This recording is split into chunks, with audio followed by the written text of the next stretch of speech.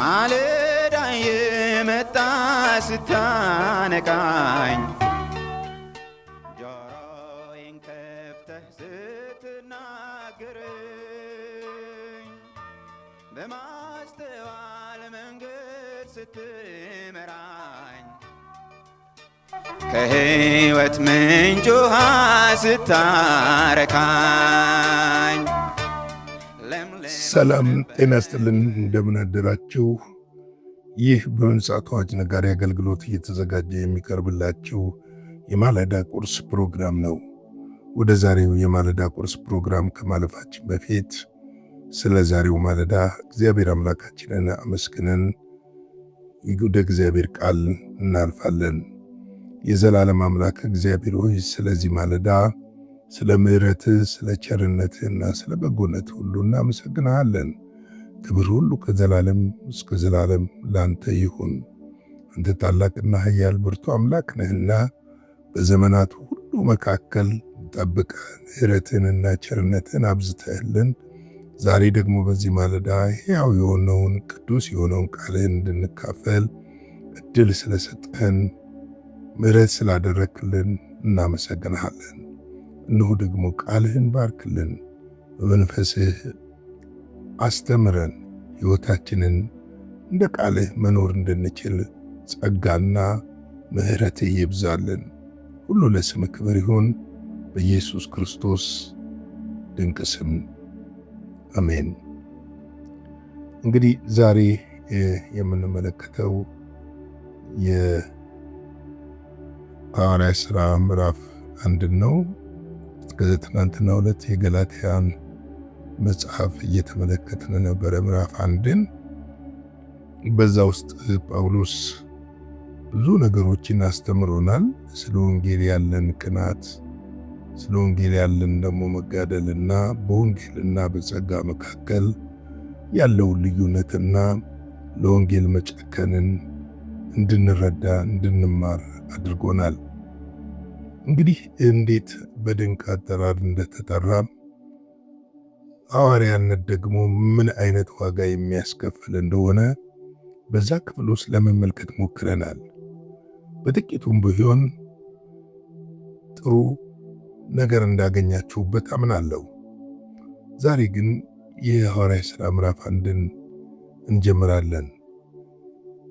እንግዲህ የሐዋርያት ሥራ ምዕራፍ 1 ከመጀመራችን በፊት ቁጥር 1 እና 2ን ላንብበው።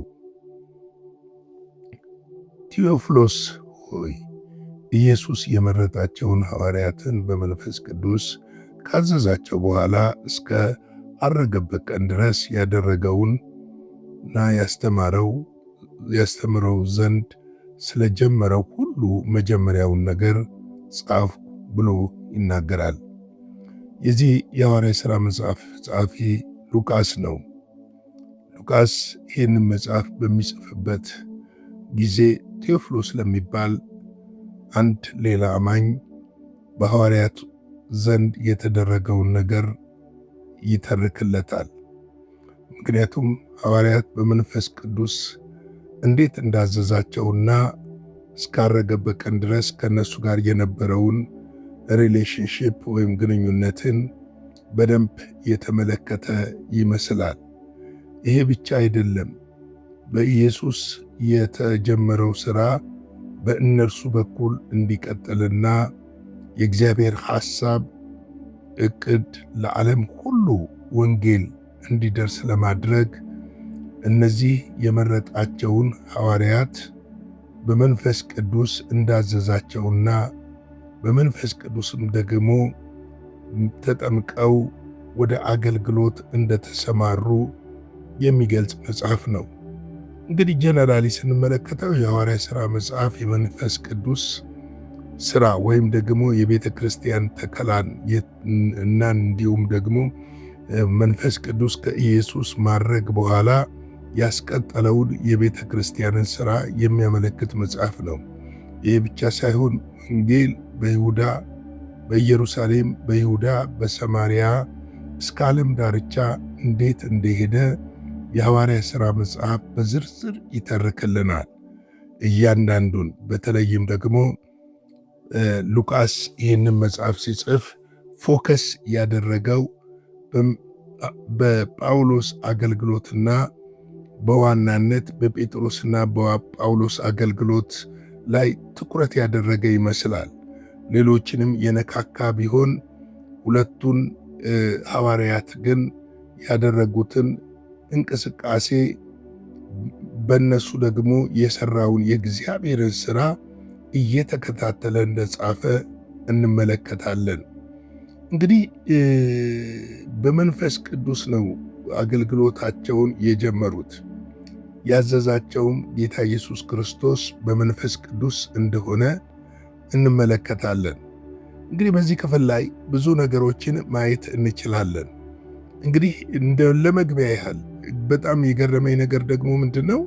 የሉቃስ አጻጻፍ ከሌሎቹ የሚለይበት ምክንያት ጳውሎስ ሲጽፍ ከሰላምታ ጋር በሰላምታ ይጀምራል፣ ራሱን በማስተዋወቅ ይጀምራል። ሉቃስ ግን እንደዛ አይደለም።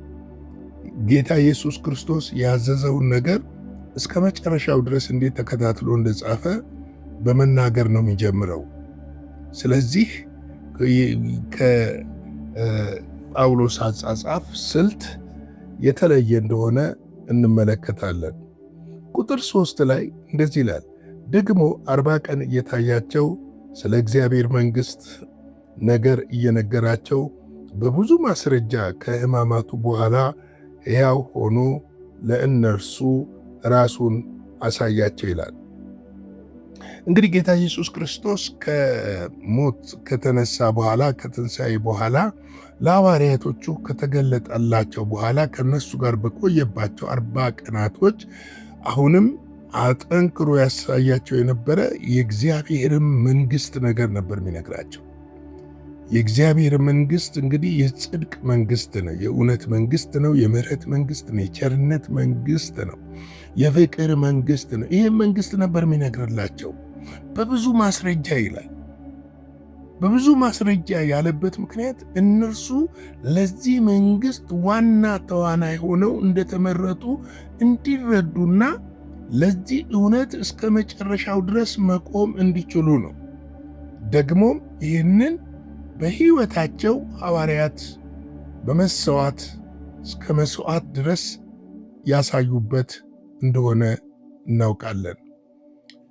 እንግዲህ እስካረገበት ቀን ድረስ ምን ነበር የሚነግራቸው?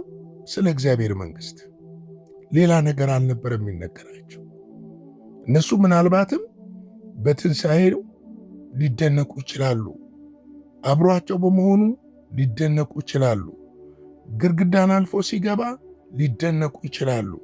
ነገር ግን ይህ በእነሱ ሕይወት የሚቀጥል እንደሆነ ሊያሳያቸው ሞክሯል። ያው ሆኖ ለእነርሱ ራሱን አሳያቸው ብሎ መጽሐፍ ቅዱስ በግልጽ ይነግረናል። እንደዚህ ይላል 28:17 ላይ ባዩትም ጊዜ ሰገዱለት፣ የተጠራጠሩ ግን ነበሩ ይላል። ጌታ ኢየሱስ ክርስቶስ ከሞት ተነስቶ በመጣ ጊዜ ራሱን በገለጠላቸው ጊዜ የእግዚአብሔርን መንግሥት በነገረላቸው ጊዜ የተጠራጠሩ ነበሩ። እንደ ቶማስ ናጣ በቁስሌ ላይ እጅህን አስገባ ብሎት እስኪነግረው ድረስ ለምን አላመንክም እስኪለው ድረስ አንዳንዶችንም ከማዖስ መንገድ እንደመለሳቸው እናውቃለን። ከተነሳ በኋላ ነው ይህንን ያደረገው። ሉቃስ 24:33-34 ላይ ምን ይላል? በዚያችም ሰዓት ተነስተው ወደ ኢየሩሳሌም ተመለሱ። 11ዱ ከእነርሱ ጋር የነበሩትም ጌታ በእውነት ተነስቷል፣ ስምዖንንም ታይቶአል እያሉ በአንድነት ተሰብስበው አገኟቸው ይላል። እነዚህ የማዖስ ሰዎች እየቆዘሙ በሄዱበት ጊዜ አብሯቸው ይሄድ ነበረ። ኢየሱስ አብሯቸው ሄዶ ግን ዝም ብሎ አልነበረም ሄደው። ከሙሴ መጽሐፍ ጀምሮ እስከ እሱ ሞትና ትንሣኤ ድረስ ይተርክላቸው ነበረ። ከዛ በኋላ አይናቸው ሲከፈት ግን ምንድን ነው ያደረጉት? ኢሚዲየትሊ ወደ ኢየሩሳሌም ነው የተመለሱት። ስለዚህ ነው ጌታ ኢየሱስ ክርስቶስ ትንሣኤውን በአካል እንዲያረጋግጡ ነው ያደረጋቸው።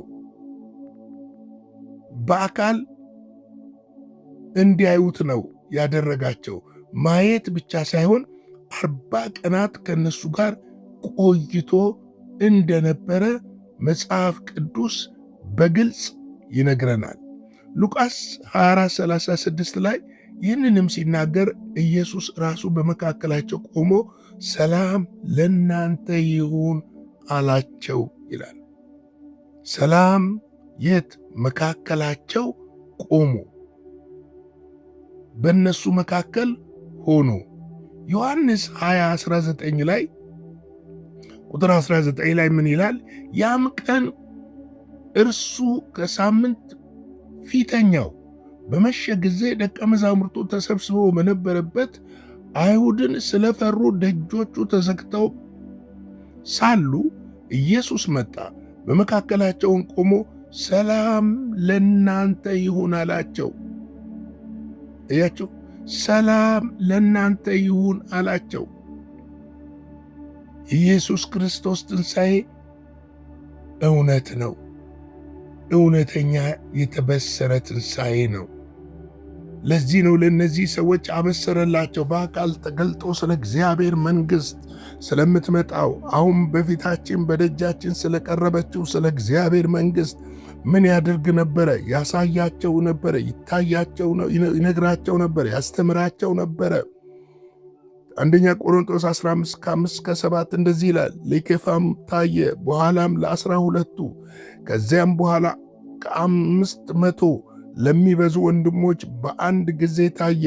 ከእነርሱም የሚበዙት እስካሁን አሉ፣ አንዳንዶች ግን አንቀላፍተዋል ብሎ ይናገራል። ከዚያም በኋላ ለያዕቆብ፣ ኋላም በሐዋርያት ሁሉ ታየ ብሎ ይናገራል። ለምንድን ነው የታያቸው? አይዟችሁ ተነስቻለሁ ብቻ ለማለት አይደለም። አንደኛው የትንሣኤን አካል እነሱም እንደሚለብሱ እንዲያውቁ ነው። ሁለተኛው ከዚህ በፊት ሲያስተምራቸው ሞትን አሸንፎ እንደሚነሳ ነግሯቸው ነበረ። የሰው ልጅ እንደሚሰቀል በሦስተኛው ቀን እንደሚነሳ ነግሯቸው ነበረ። ስለዚህ ይህንን በግልጥ እንዲያውና የእግዚአብሔር መንግሥትን ወንጌል በኃይልና በሥልጣን መስበክ እንዲችሉ አደራ ሊሰጣቸው ነው ዳግመኛ የተነሳው። በዚህ ክፍል ላይ ስንመለከት ስለ እግዚአብሔር መንግሥት ሲያስተምራቸው ወይም ስለ እግዚአብሔር መንግሥት ሲነግራቸው ያንን የነገራቸውን የእግዚአብሔር መንግሥትና እውነት እነሱም ደግሞ ለሌሎች እንዲነግሩ ስለፈለገ ነው። ስለዚህ ነው መጽሐፍ ቅዱሳችን አበክሮ የሚያስተምረን። ቀጣዩን ክፍል በነገው ማለዳ እንመለስበታለን። ለዛሬ ማለዳ ግን በዚህ አበቃለሁ። አጭር ጸሎት እንጸልይና እንጨርሳለን። የዘላለም አምላክ እግዚአብሔር ሆይ ስለዚህ ማለዳ ስለ ምሕረትህ፣ ስለ ቸርነትህ፣ ስለ በጎነትህ፣ ስለ ታላቅነትህ እናመሰግንሃለን። መልካምነትህን በሕይወታችን ልትገልጥ ስለወደድክ ክብር ምስጋና ለታላቁ ስም ይሁን። አሁንም የቃልህን እውነቶች አብራልን። በሕይወታችን ሁሉ ያንተ መንፈስ ጸጋ እንዲሠራ በኢየሱስ ስም እንጠይቃለን። በዚህ በመጨረሻ ዘመንም እኛም ደግሞ ስለ እግዚአብሔር መንግሥት መናገርና መስበክ ማስተማር እንድንችል በኃይልና በመንፈስ ቅዱስ ወንዶችና ሴቶች ልጆችህን እንድትቀባ እንጠይቀሃለን። ክብሩ ግን ለታላቁ ስም ይሁን። ስለ ሰጠን ጊዜ ተመስገን። ይህን ቀን ባርክልን፣ ከክፉ ሁሉ ጠብቀን። በኢየሱስ ጌታ ድንቅ ስም